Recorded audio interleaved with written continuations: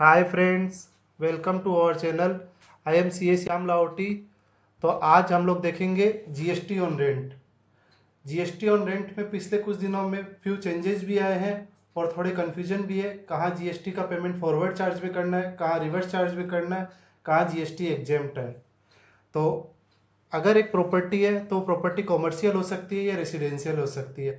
अगर आपकी property commercial है और लैंडलॉर्ड रजिस्टर्ड है तो हमारे लिए टेनेंट रजिस्टर्ड है या अनरजिस्टर्ड है कोई मैटर नहीं करता है। लैंडलॉर्ड को फॉरवर्ड चार्ज में जीएसटी का पेमेंट करना पड़ेगा एट द रेट ऑफ 18%। अगर आपका लैंडलॉर्ड अनरजिस्टर्ड है और टेनेंट रजिस्टर्ड है तो टेनेंट को उसके ऊपर में जीएसटी का पेमेंट रिवर्स चार्ज में करना पड़ेगा और उसके बाद में उसका इनपुट वो ले सकता है।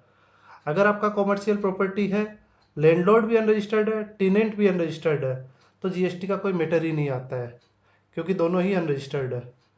अगर आप प्रॉपर्टी रेसिडेंशियल है, एक प्रोविजन है रेसिडेंशियल प्रॉपर्टी अगर रेसिडेंशियल यूज के लिए यूज की जाती है तो वो एग्जेम्प्ट होती है।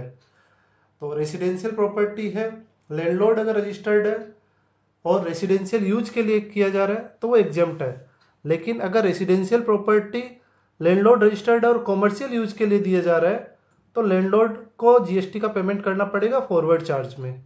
अगर लैंडलॉर्ड अनरजिस्टर्ड है और रेसिडेंशियल यूज के लिए किया जा रहा है तो एग्जेम्प्ट हो जाएगा। लैंडलॉर्ड आपका अनरजिस्टर्ड है लेकिन उसका प्रॉपर्टी कॉमर्शियल यूज के लिए दी जाती है।